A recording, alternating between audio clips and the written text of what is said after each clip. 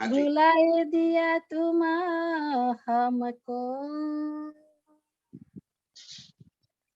बुलाए दिया तुम हमको। प्रणाम सुंदर साथ जी। आप भक्त श्री राजी महाराज वे धाम के धनी सच्चिदानंद स्वरूप आप श्री प्राणनाथ जी अर्श की बातें बताते हुए हमें समझा रहे हैं कि हमारी तो कहीं मैं खुदी है ही नहीं। न तो हमने खेल मांगा, न हमने कोई गुनाह किया। आप ख्वाब दिखाते हो। जैसा अर्श में रूह अपने दिल में लेती है, और क्या लेती है अपने दिल में, जो राजी अपने दिल से उसके दिल तक पहुंचाते हैं, और यहाँ पे वैसा ही हो जाता है। तो गुनहगार कौन है? हम हमेशा स्वयं को इस गुनहगार की लाइन में खड़े कर देते हैं। मैं ये किया, मैं से वो हो गया, मेरा वैसा हो गया, मैंने वो कर दिया। जबकि यहाँ पे होने वाली प्रत्येक घटना परात्म के दिल में जो कुछ भी आता है वैसा यहाँ हो जाता है। और परात्म के दिल में क्या आता है? तो जो धनी उपजाते हैं। अब जब तक हमने इस बात को इतनी सहजता से ले लिया कि जो कुछ भी हो रहा है धनी की मर्जी से, तब तक कोई गुनाह नहीं। जीवन में होने वाली कोई भी घटना के लिए हम गुनहगार नहीं।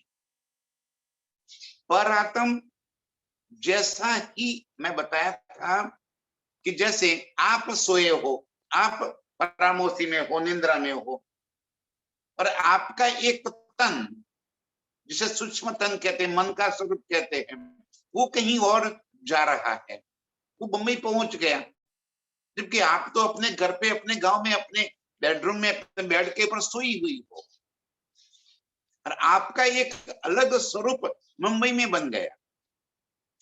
और वो स्वरूप कोई गुनहगार गुनाह कर लेती है तो उसका कोई जवाब, उसके लिए कोई सजा नहीं होती।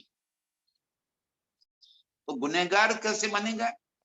जैसा आप यहाँ सोचते हो नींद में, वैसा ही जो आपका निज स्वरूप है, दूसरा जो स्वरूप बना है आपका मन, वो वही ऐसा सोचता है। आपको यहाँ पे पड़े पड़े गोलगप्पे खाने की चाहत हो गई, तो वही जो सपने का तन है उसके सामने उसी पल गोलगप्पे वाले आकर खड़ा हो जाएगा और वो गोलगप्पे खाना शुरू कर देगी। वो खाएगी वो, और तीखा इसको लगेगा। खाएगी वो, तीखा उसको यहाँ पे लग जाएगा। बस इसी तरह मूल मिला में बिठाकर धनी हमें एक खेल दिखा रहे हैं। अब यहाँ पे जिस तन के साथ परात्म का संबंध जोड़ दिया, तो परात्म के दिल में जो भी बातें होती हैं वो सारी बातें यहाँ पे इस तन के संग हो जाती है। ये बात जब हमारी समझ में आ गई तो कोई गुनाह होता ही नहीं। इनविध गुनाह हम पर लागत नहीं कोई। मैं तो इत ना ही कित हूं, यहाँ हमारी मैं खुदी, मैं यहाँ पे हूं ही नहीं। इत उत किया हक का होए, यहाँ और वहां, खेल में भी और परम धाम में भी किया हक का होए। जैसा मेरे प्रीतम चाहते हैं वैसा ही होता है। तो अब गुनाह क्यों लगेगा? तो क्या कहते हैं धनी, सुनिए। बुलाए दिया तुम हमको आप वतन खसम। आपने इस खेल में लेकर आए, और किसको? परात्म को, जो मूल मिला में बैठी है, उसकी नजर को इस खेल के संग जोड़ दिया। और ये जब खेल को अपना मानकर बैठ गई, तो आपने ही मुझे स्वयं आपकी वतन माने की घर की और खसम की सब चीजें भुला दिया। मैं स्वयं को भूल गई कि मैं कौन हूं, मेरा घर कौन सा है ये भी भूल गई, और मेरा धनी कौन है ये भी भूल गई। लेकिन मैं भूली क्यों? क्योंकि आपने मेरी नजर को ख्वाब में डाल दिया।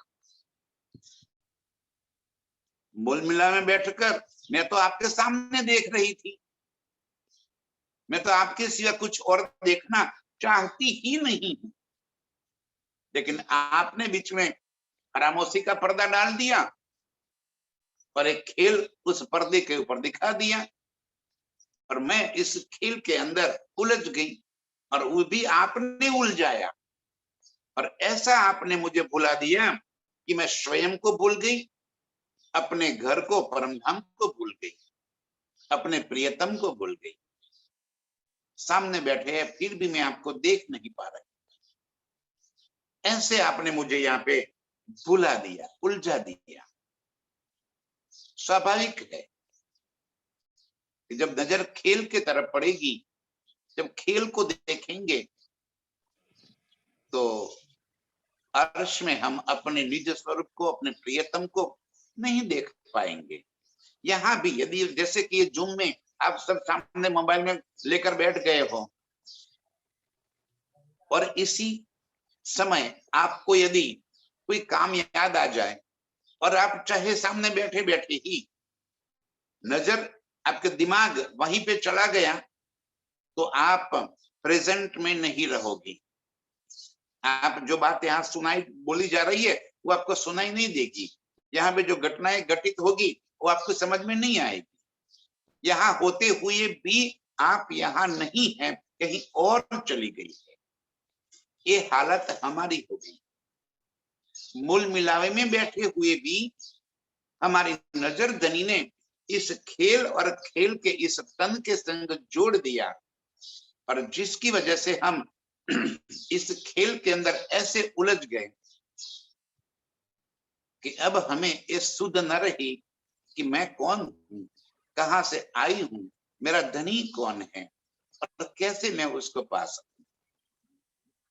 ये सारी बातें आपने मुझे बुला दी है, ऐसा आपने कर दिया। साथे खुदी मैं ले खड़ी, झूठे खेल में आत्मा।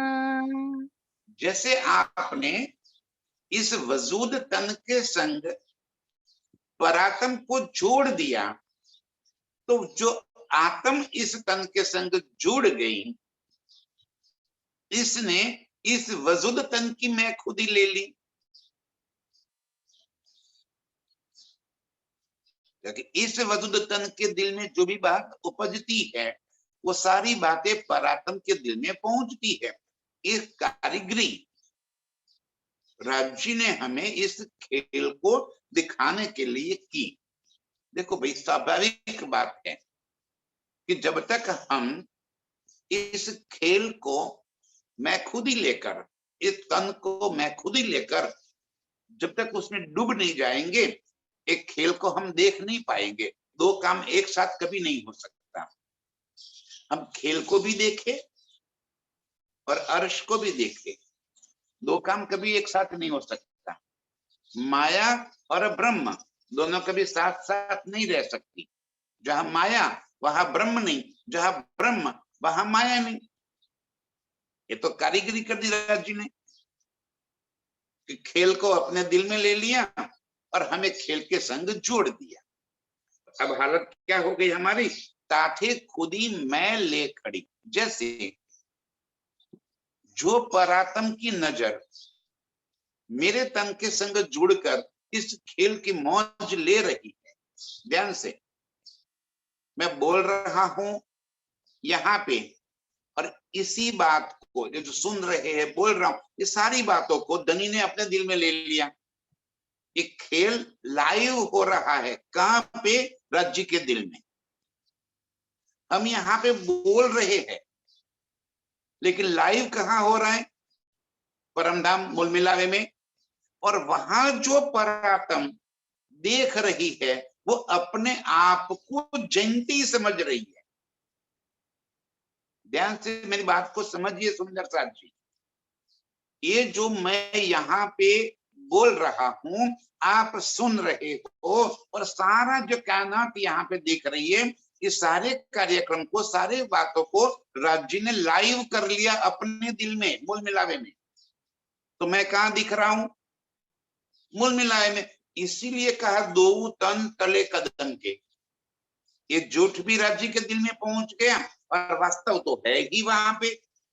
दो तन तले कदम के, ये तन वहां पे पहुंच लाइव कर दिया राज्य ने अपने दिल में। इसी सारे खेल को लाइव करने की वजह से वहां बैठी परात्म राज्य के दिल में मुझे देख रही है।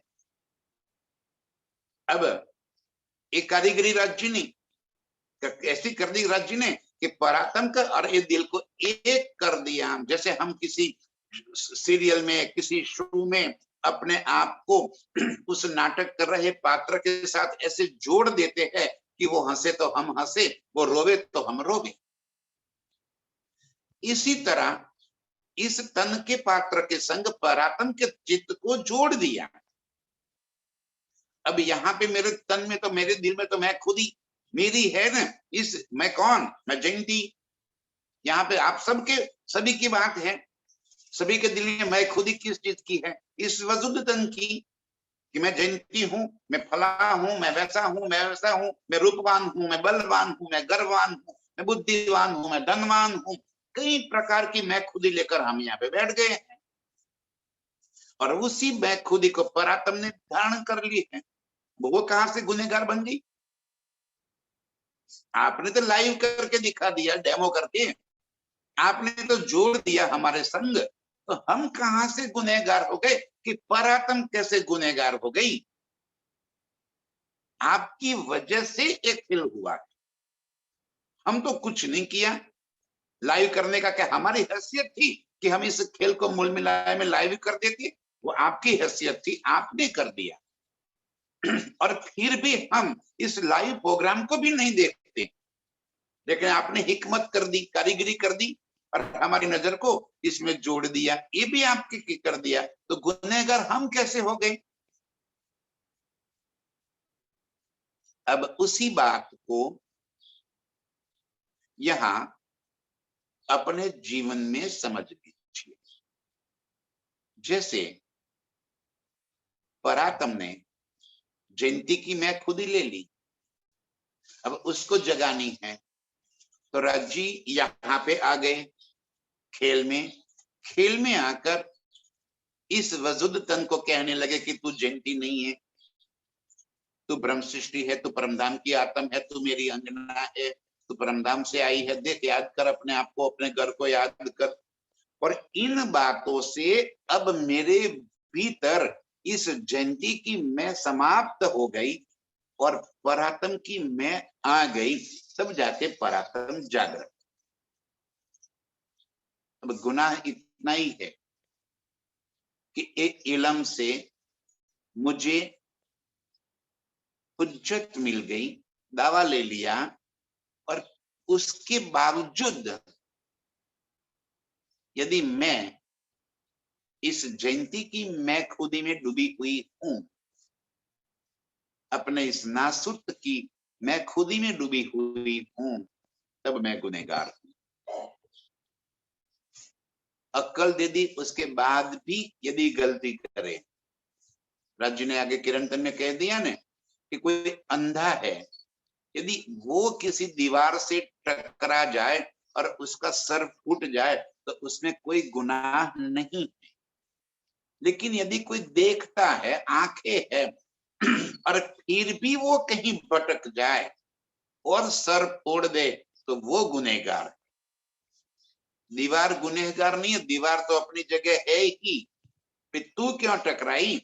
तुझे मैंने आंखें दी है, देख ले सामने क्या चीजें हैं, तू क्यों भटक रही है?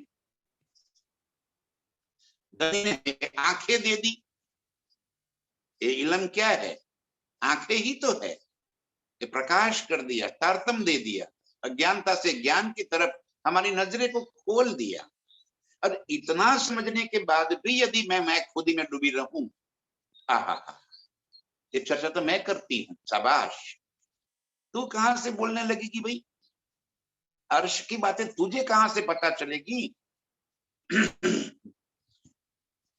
यहां मैं कुछ भी करने वाली नहीं हूं, मेरी मैं है ही नहीं सकती।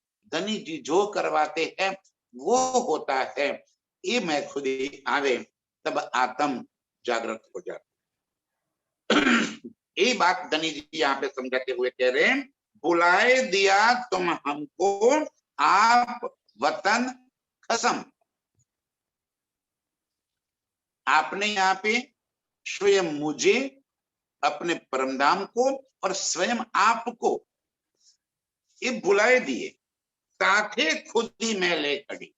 और भूल गई तो मैं खुद ही आ गई, मुझे पता नहीं चला कि मैं कौन हूं, तो मैं खुद ही आ गई वजूद तन की। मुझे पता नहीं है कि आप ही करते करवाते हो, तो मैं खुद ही आ गई कि मैं करता करवाता, मैं हूँ सब करने वाला, ये मैं खुद ही आ गई। आप बुलवाते हो, ये पता नहीं चला तो लगा कि मैं बोल रहा हूं, मैं बोल रही हूं। ये सारी मैं खुद ही इस वजह से आ गई कि आपने बुला दिया। ताकि खुद ही मैं ले खड़ी झूठे खेल में आत्म।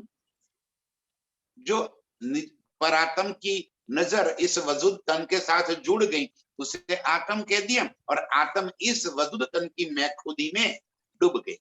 क्यों? आपने बुला दिया, आपने बुला दिया, ताकि खुदी में ले खड़ी झूठे खेल में आत्म। मैं यहाँ पे इस वजूद तन की मैं खुदी लेकर बैठ गई, क्योंकि आपने मुझे बुला दिया है। आप छिपाया तुम हमसो, झूठे खेल में डार। और इस तरह हमें इस खेल के संग जोड़कर आपने अपने आप को छुपा लिया। आपके दिल रूपी पर्दे के ऊपर इस खेल को आपने लाइव कर दिया, और हमारी नजरों को इस खेल के संग जुड़ गया। तो हम आप हमारी नजरों से ओझल हो गए। सामने बैठे हो, फिर भी मैं आपको नहीं देख पाती, क्योंकि मेरी नजरें आपने घुमा दी है। मेरे ध्यान को आपने कहीं और डाइवर्ट कर दिया। ध्यान से सुंदर साहब जी क्या कर दिया? आप छिपाया तुम हमसे, आपने हमें इस तरह से खेल के अंदर उलझा दिया कि सामने बैठे हो, फिर भी मैं आपको नहीं देख रही, आपको सुन नहीं सकती, आपसे कुछ कह नहीं सकती, क्योंकि मैं खेल के अंदर इस कदर डूबी हुई हूं। ऐसे खेल में आपने मुझे पहुंचा दिया। आप छिपाया तुम हमसे झूठे खेल में डाल। ऐसे खेल में आपने मुझे ऐसा डाल दिया कि आप मेरी नजरों से छिप गए। मैं चाहते हुए भी आपको नहीं देख पा रही, क्योंकि मेरी नजरें खेल में आ गई, और खेल की मैं खुद ही में पड़ गई। बिना मैं खुद ही लिए खेल का आनंद भी तो नहीं आएगा। जब तक कोई भी कार्य मेरा है, मैं कर रही हूं, और मेरा पना जब तक उसमें नहीं आएगा, तब तक उस चीज का आनंद कभी नहीं आता। आनंद तो तब आता है कि जब हम पूर्ण रूप से उसमें इन्वॉल्व हो जाए, डूब जाए उसमें, तब जाके आनंद आता है। आपने वैसा ही कर दिया, और अब मैं चाहती हूं कि ये खेल छूट जाए, लेकिन जब तक आप नहीं करोगे छूटेगा नहीं। जब तक आप कोई रास्ता नहीं निकालोगे, कोई रास्ता निकलने वाला ही नहीं। आप छिपाया तुम हमसे झूठे खेल में डार। इस तरह आपने इस खेल में डाल के मुझसे आपको छिपा दिया है। फिर कर तुम खड़ी कर करके गुनहेगार। और अब आप मुझे यहाँ पे आपकी पहचान कराते हो, इस इल्म लेकर आए, साक्षात स्वरूप में आकर आए, किसी तन में बैठकर आपने मुझे अपनी पहचान करा दी, उज्जत दिलवा दी। पक्की पहचान भी आपके देने की वजह से आई, बाकी तो हमारी अक्ल में, एक खोपड़िया में ये कभी नहीं घुसता। जैसे दुनिया में किसी को नहीं घुसता है ना, इस तरह हमें भी नहीं समझ में आता। ये खोपड़िया है ही उल्टी, आपने बेच दिया, आपने खोपड़िया में ये बातें उतार दी, इस वजह से हमें अब ये बात समझ में आई। फेर कर तुम खड़ी करी, आपने हुज्जत दी, आपने दावा दिया, आपने मेरी पहचान कराई, आपने अर्श की पहचान कराई, अर्श की सारी गुज बातें आपने जाहिर कर दी। कैसी बातें जो हम परमधाम में भी नहीं जानते थे, वो बातें आपने इल्म में लाकर बता दी, आपकी पूर्ण पहचान करा दी। आपके दिल के भीतर जो आशिकी छुपी है वो हमें अर्श में पता नहीं था, वो आशिकी का पता भी आपने इस इल्म से हमें करवा दिया। सारी गुज बातें, जितनी भी छिपी हुई बातें थी, रमूजे जो कुछ छुपी थी अर्श की, वो सारी आपने जाहिर कर दी। फेर कर तुम खड़ी करी, करके गुनेगार। अब कहते हो कि तू गुनेगार, कि तू मुझे याद क्यों नहीं कर रही है, तू ब्रह्म सृष्टि है ये दावा क्यों नहीं ले रही है, तुझे अर्श याद क्यों नहीं आ रहा है, अभी भी तेरी नजर खेल के अंदर क्यों है। मैंने तुझे सच्ची बात पहचान करा दी, फिर भी तेरी नजर हटती नहीं है। और बात भी सही है, जब समझ में आई और उसके बाद भी यदि हम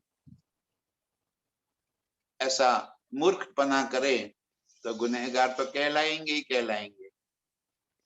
जब मुझे पता चल गया इस झूठ के बारे में और फिर भी उस झूठ को मैं गले लगाकर फिरूंगी तो गुनहगार हूं ही मैं। अब उसे बचने का रास्ता क्या है, कैसे बचे? बस धनी की मैं जब आई तब अपनी मैं समाप्त हो गई, और ये धनी की मैं लाना ही बचने का एकमात्र रास्ता है। अपनी मैं खुद ही समाप्त करके प्रियतम की मैं में डूब जाना। जो आप रखो, जैसे आप करो, जो होता है वो आपकी मर्जी से, कहीं भी जरा सी भी अपनी मैं खुद ही ना आए। हर चीज में इंशाअल्लाह ये रजी आपकी इच्छा, आपकी मर्जी, जो भी हो। ये काम है बड़ मुश्किल, निश्चित रूप से एक कर सकती है। और ये बात धनी हमें रास्ता दिखा रहे हैं। कैसे रास्ता दिखा रहे हैं? फिर तुम हमको अकल दई, मैं खुदी पकड़ी सोए। अब आपने मुझे अक्ल दे दी। क्या अक्ल दे दी? कि तूने गलत मैं खुदी पकड़ी है। इस वजूद तन की जो मैं खुदी पकड़ के बैठी है वो गलत है। तू ए वजूद तन जो तेरा नाम मिला है वो तू नहीं है। ध्यान से सुंदर सा जी, बात बहुत बारीक है। और फिर भी हम पूरे जीवन पर्यंत इस मैं में से बाहर ही निकल नहीं पाते। हर चीज में मैं किया, मैंने वैसा किया, मैंने ऐसा हो गया, मेरे से हुआ, मैं बलवान हूं, मैं बुद्धिमान हूं, मेरे जैसा कोई बुद्धिमान है ही नहीं। फिर तुम हमको अकल दे, हे मेरे प्रियतम, आपने मुझे अक्ल दे दी। ये जागृत बुद्ध आप मेरे वास्ते लेकर आए, इसकी सारी बारीकियां आपने मुझे समझाई। जैसे भी आपने समझाई, किसी भी तन में आकर बैठे आपने मुझे ये बातें समझाई। समझाने वाले आप हो, तब जाके मेरी मैं खुद ही हटनी चाहिए। और ये समझने के बाद भी यदि मैं खुद ही पकड़ी हुई हूं, उससे गुनहगार नहीं कहेंगे तो और क्या कहेंगे? फिर मैं नहीं कि गुनहगार हुई। इतना समझने के बाद भी यदि मेरे में नम्रता नहीं आती, गरीबी नहीं आती, शुक्र नहीं आता, सेवा नहीं आती, तो मेरे जैसी गुनहगार और कौन कैसे हो सकती? जो कुछ भी करते करवाते हो तो आप ही हो। मेरा तो कोई वजूद ही नहीं है, मेरी कोई हैसियत नहीं है कि मैं कुछ कर पाऊं। आपने ही हर चीज की शोभा दे रखी है, फिर कहां से मैं खुदी आएगी? और फिर भी यदि मैं खुदी लेकर बैठे हैं हम, तो हम गुनहगार। राज्य हमें इतनी बारीकी से अपनी ओर खींच रहे हैं, इतनी बारीकी से हमारे भीतर की मैं खुदी को टालने की, कैसे मैं खुदी निकाली जाए, ये बात समझाते। फिर तुम हमको अकल दई, मैं खुदी पकड़ी सोए। क्या अकल दे दी कि भाई तू ये मैं खुदी छोड़, क्या जो कुछ भी हो रहा है मेरी मर्जी से हो रहा है, मेरी मर्जी के सिवा एक पत्ता भी नहीं हिलता। पता तो हमें भी है, समझ नहीं है क्या? हमें सभी को समझ, और फिर भी मैं खुद ही पकड़ के बैठे। सारी दुनिया को ये बात की समझ है, किसी को भी पूछ लो आप तो सभी यही कहेंगे कि जैसी रब की मर्जी, जैसे वो खुदा चाहेगा वैसा ही होता है, भगवान चाहे वैसा होगा। कोई ये नहीं कहेगा कि मेरी मर्जी चलती है। और ये पता होने के बावजूद भी हर जगह अपनी मैं तो फिर आ ही जाती है बीच में, जो कि नहीं आनी चाहिए। ये गुनाह लग जाता है।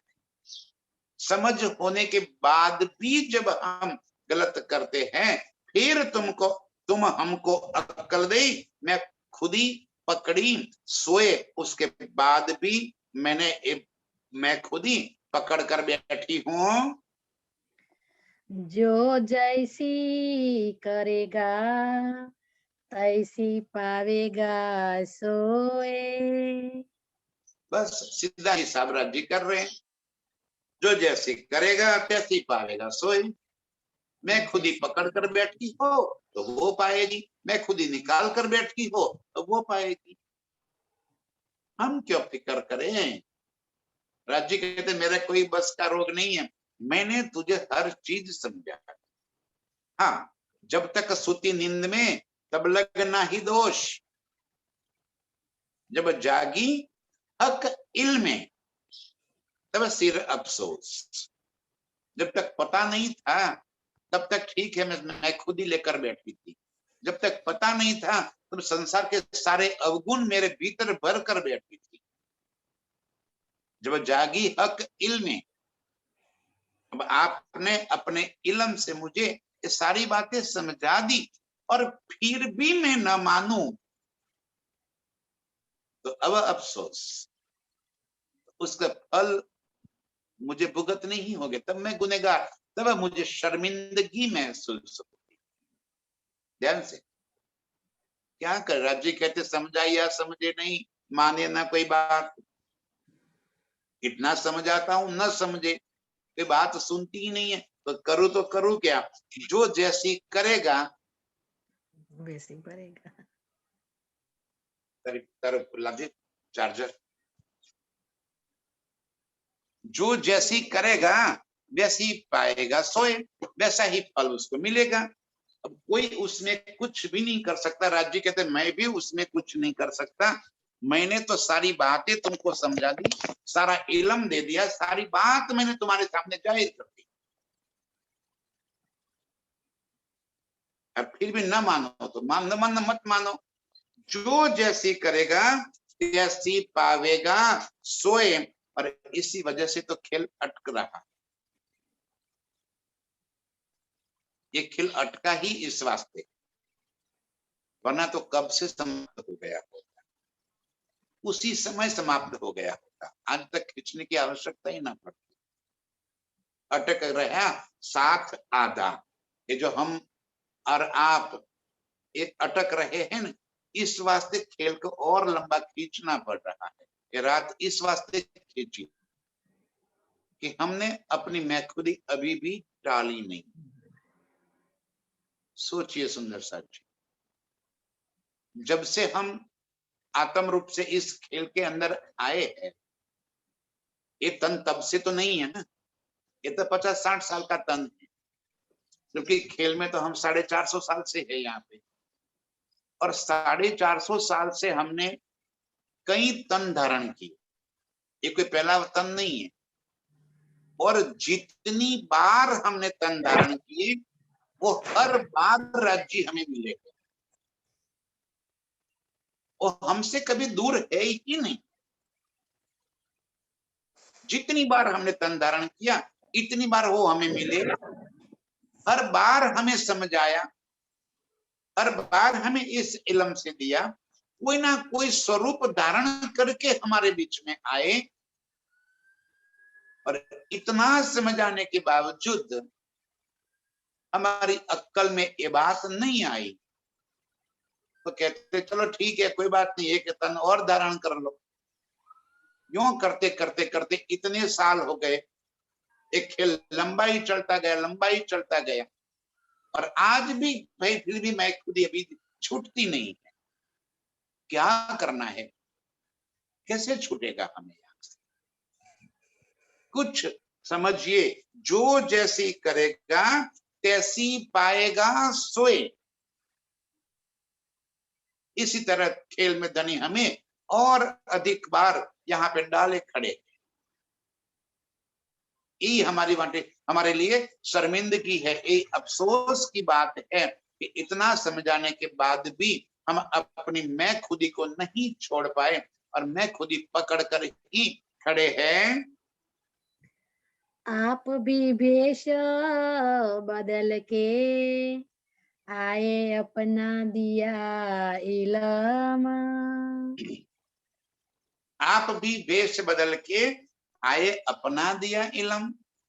आपने मुझे अपनी नजरों से एक पल के लिए भी दूर नहीं किया, नजर से न काटी मुझे अव्वल से आज दिन। हमेशा आपने मुझे अपनी नजरों में ही रखा है। वेश बदल कर आए, ये बात कह रही है इंद्रावती, लेकिन बातें हम सभी के दिल की है। ये आज भी हमें वैसी ही लागू पड़ती है। क्या कहते धनी जी, आप भी बेख बदल के आए, अपना दिया इल्म। धनी क्या प्राणनाथ जी हमें छोड़कर कहीं चले गए हैं? क्या उनकी लीला समाप्त हो गई है? क्या प्राणनाथ जी कोई गहन समाधि में डूब गए हैं? क्या बात है सुंदर साथ जी,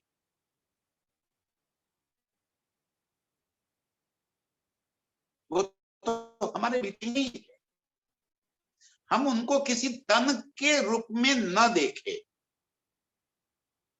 मिहिराज ठाकुर और प्राणनाथ जी के बीच का भेद हम समझे। मिहिराज ठाकुर अलग है, प्राणनाथ जी अलग है।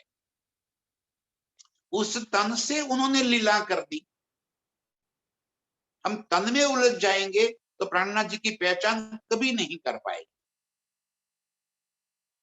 हमें किसी भी तन के पीछे नहीं लगना। स्थान और व्यक्ति दोनों से धनी हमें छुड़ा रहे। उनको किसी स्थान से कोई मतलब नहीं है, न कोई आश्रम, न कोई पुरिया, न कोई और स्थान। किसी स्थान से कोई मतलब नहीं है राज्य को। उनको एक ही स्थान है, और वो स्थान है मोमिनों का दिल। मोमिनों के संग प्राणनाथ जी कभी भी हमें छोड़कर कहीं जा ही नहीं सकते। न तो प्राणनाथ जी किसी दीवालों के मोहताज है, न प्राणनाथ जी किसी व्यक्ति के मोहताज है। प्राणनाथ जी को पहचानो।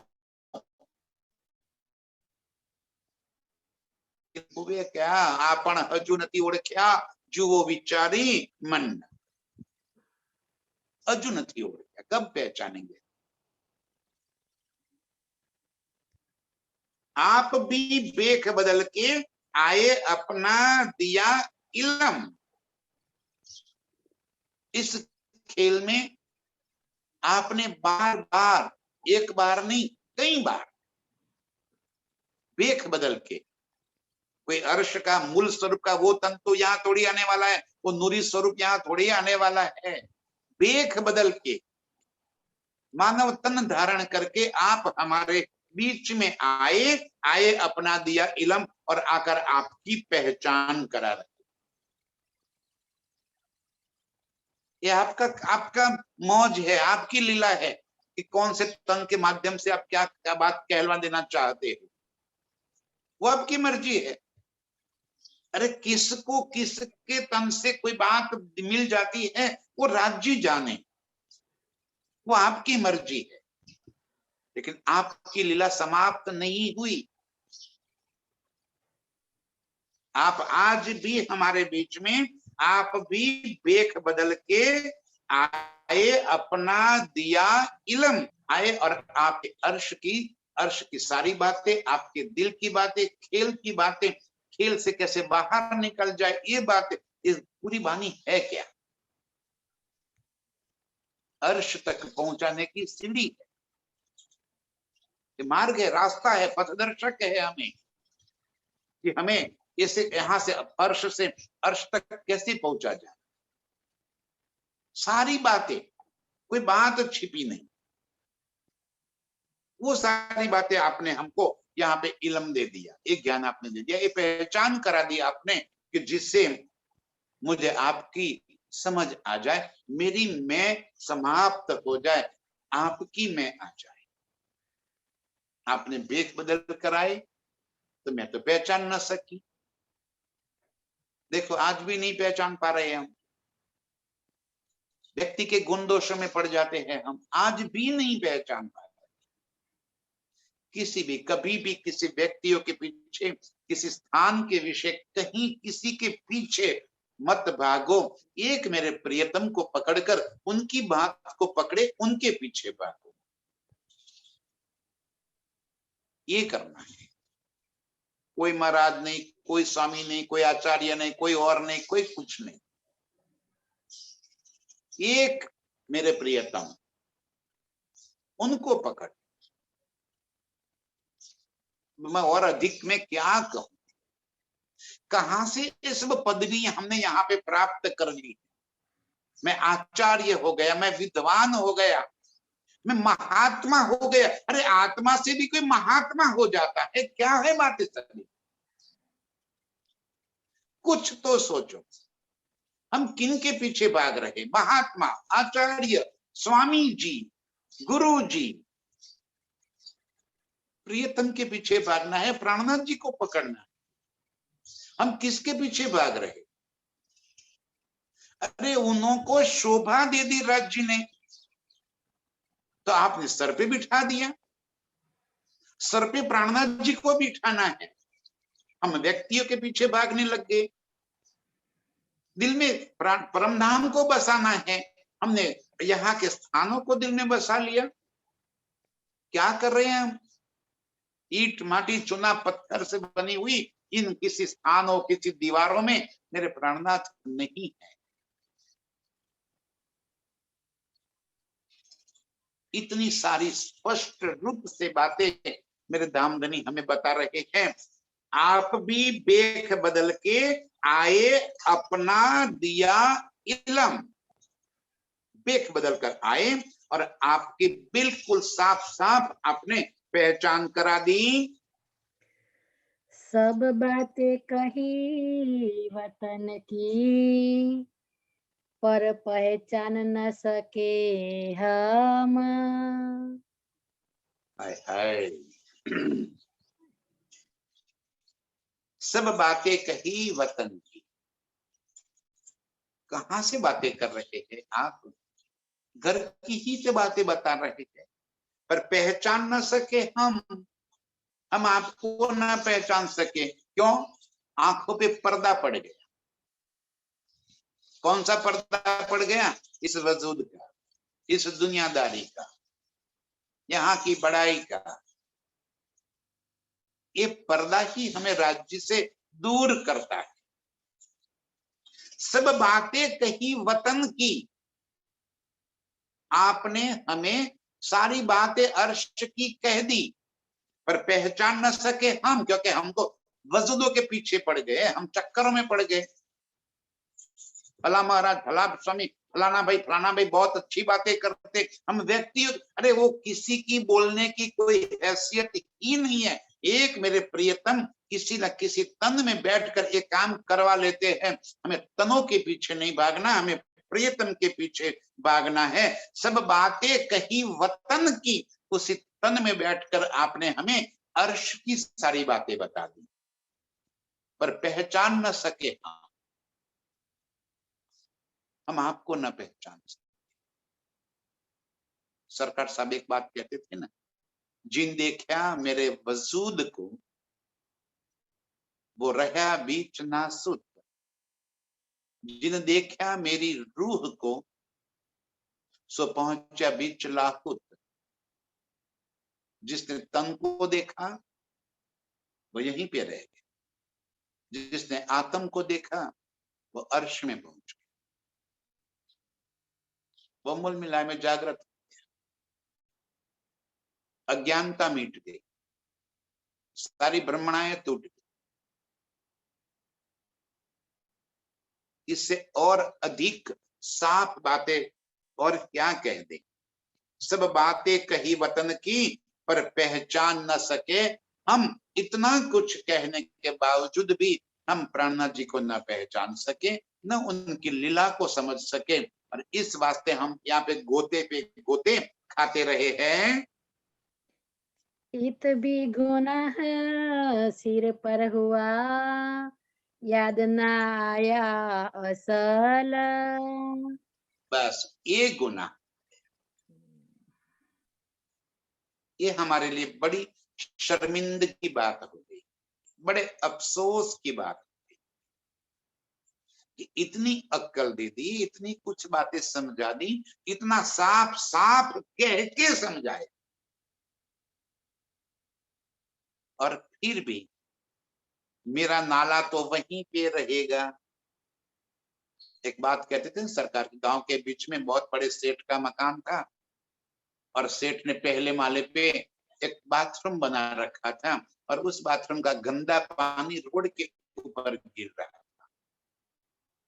पहुंच गए और सेठ को विनती कर दी कि आप जरा सा, इतने बड़े हवेली बनाई है, बहुत बड़े समझदार है, बहुत बुद्धिमान हो, बहुत अच्छे हो, ऐस हो, सब हो, बहुत बखान करके फिर कह दिया कि आपकी नली जो रोड के ऊपर गिर रही है ना, वो यदि पिछवाड़े में गिर जाए तो रोड पे जाने वाने आने वाले सभी के सर पे जो गंदा पानी गिरता है वो गिरना बंद हो जाए, जरा इतना कृपा कर दीजिए।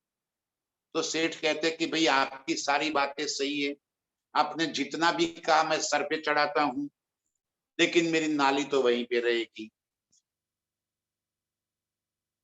बस हम वैसे ही है, प्राणनाथ जी आप जितना भी कहना है कह दो, आप जितना समझाना है समझा दो, लेकिन हम तो गुरुओं के पीछे, इनके चक्कर में हम तो पढ़ेंगे ही पढ़ेंगे, हम तो उनके पीछे भागेंगे, क्योंकि वहां से हमें ज्ञान मिलता है। अरे ज्ञान मेरे प्राणनाथ दे रहे हैं, इलम लेकर मैं आया, क्या कहते हैं, आए अपना दिया इलम। किसने दिया? प्राणनाथ जी इलम दे रहे हैं। अरे किसी व्यक्ति की क्या हैसियत है जो हमें अर्श की बात बतावे। बस इत ही गुनाह सिर पर हुआ, ये गुनाह हो गया हमारे सिर पर, याद न आया असल मूल बात को याद न करके इस झूठ में, प्रपंच में, गलती में हम फंस गए। जो याद करना था वो छूट गया, जो नहीं याद करना था उसमें अटक गए। अब प्राणनाथ जी कहते मैं क्या करूं, कैसे समझाऊं? बेशक इल्म दे दिया, बेशक इल्म समझाने के लिए मैं आ गया, सब बातें समझा दी, लेकिन तेरा परनाला तो हटता ही नहीं है। मैं तो जो करती हूं वो बिल्कुल सही है, गलती का एहसास ही नहीं है। तो अब इससे पश्चाताप के सिवा और क्या मिलेगा? नजरें कैसे मिला पाएंगे हम प्रीतम को? कैसे उनके सामने सर उठाकर बातें कर पाएंगे हम? गुनहगारी कोई ऐसे हमें कोई गुनहगार नहीं बनाएंगे, कोई शर्मिंदगी महसूस नहीं करने देंगे। वो तो लाडले, वो तो आशिक है। लेकिन स्वयं हम स्वयं ही अपने भीतर शर्मिंदगी में भर जाएंगे कि अरे मैं क्या कर रही, इतना समझाया मैं न समझ पाई। बच कर रहिए, ये स्थिति हमारी आपकी न हो जाए। इस वक्त धनी जी हमें ये बातें समझा रहे हैं। तुम रोए लारा खिज कह्या, तो भी रही ना मूल अकल। हे मेरे प्रियतम, आपने रो रो कर कहा, लड़कर कहा, खींच कर कहा, ये सारी बातें सारी तरह से आपने मुझे कही। कहीं आपने मुझे हाँ रो रो कर बताया कि तू क्या कर रही है, अभी भी तुझ में अक्ल नहीं आ रही है, तो भी हम ना समझे। तो कभी लड़के गुस्से में आकर भी कह दिया तो भी ना समझे, खींच कर कह दिया तो भी हम ना समझे, तो भी रही ना मूल अकल। सारी तरह से सारी बातें समझाई, फिर भी मेरे भीतर कोई बदलाव नहीं हो रहा है। रही न मूल अकल, मूल अकल नहीं रही। आज भी मैं बस इसी तरह दौड़ती चलती रहती हूँ जो पहले से होता, कोई फर्क नहीं पड़ा। इतना बेशक इल्म मिलने के बावजूद भी यदि हमें कोई फर्क न आया तो बेशक इल्म की किस चीज, क्या पहचाना हमें प्राणनाथ जी को? अभी भी पहचान नहीं। इसका मतलब तो ये कोई गर्व की बात नहीं, ये हमारे लिए शर्मिंदगी की बात है।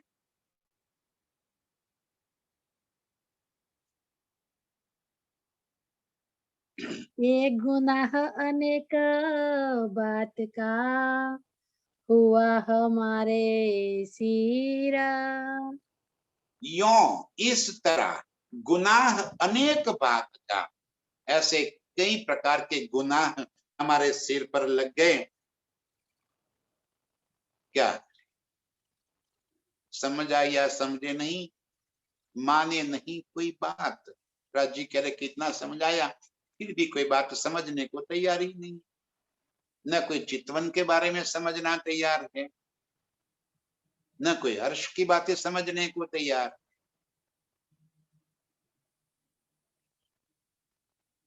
हमने स्वयं की बुद्धि का प्रयोग कभी किया ही नहीं कि धनी जी इतना समझा रहे हैं तो धनी जी की बातों को हम समझे। चितवन के लिए भी कई बार मैंने समझाया ये बात, कोई स्थान, कोई समय, कोई स्थिति की आवश्यकता नहीं है। अर्श कोई हिल स्टेशन नहीं है, कोई घूमने फिरने का स्थान नहीं है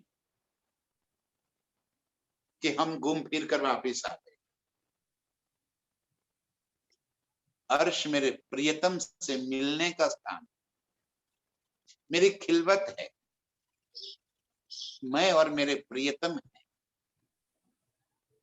और जब तक मैं अपने प्रियतम में न खो जाऊं, न डूब जाऊं अपने प्रियतम में, अर्श कैसे बताऊं मैं आपको कि कैसे चितवन कोई सिखाया नहीं जाता। चितवन कोई कला थोड़ी है कि कोई सिखा दे,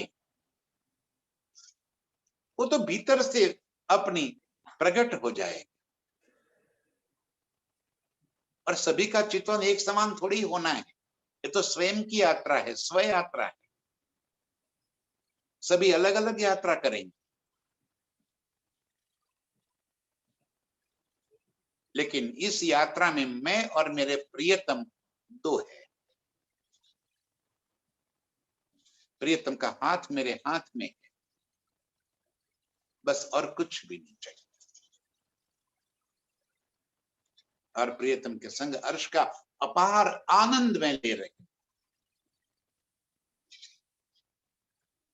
ये न हो पाया क्यों? गुनाह अनेक बात का हुआ हमारे सिर। ये सुख हम न ले पाए और कई प्रकार के गुनाह हमारे सिर पर लग गए। हम कछु ना कर सके तो भी खबर लई हके फेर। कुछ न कर सके तो भी धनी हमको नहीं छोड़ रहे। देखो तो सही, धनी की कितनी मेहर हम पर है, कितना लाड है हम पर, कैसे आशिक है वो। हम कुछ न कर सके तो भी खबर लई हके फेर। वो बार बार हमारे पीछे भाग रहे, बार बार हमें समझा रहे हैं, खबर लई हके फेर। हम हमें छोड़ने नहीं, आज भी वो हमारे पीछे लगे हुए हैं। ये क्या है? ये क्यों इतनी जहमत उठा रहे हैं मेरे प्रियतम? क्योंकि वो आज भी हमें छोड़कर नहीं जा सकते। वो तो क्या, मैं रह ना सकूं रूबिन, मैं कैसे तेरे बिना रह सकती? मेरे तेरे सिवा मेरा है कौन? एक तू ही तो मेरी लाडली रूह है, मेरे तेरे बिना एक पल भी नहीं रह सकता। वो हमारे हाथ कैसे छोड़े? हम कछु न कर सके, हमने कुछ भी नहीं किया तो भी खबर ले हके फिर भी मेरे प्रियतम बार बार हमारे पीछे पड़े हैं, बार बार हमें पहुंचाते हैं अपनी बातें और जगाने का प्रयास करते हैं। बस सुंदर साथ जी, इतना दिल में धर लो, मैं खुद ही हटाकर अपने प्रियतम के संग जुड़ जाना, बस यही जाए। मेरे प्रियतम के इस संदेश को पकड़ लो, बाकी सारी दुनियादारी को छोड़ो। जागने का बस यही एकमात्र रास्ता है। अर्श की सभी रूहों के चरणों में कोटि कोटि प्रणाम। प्रणाम।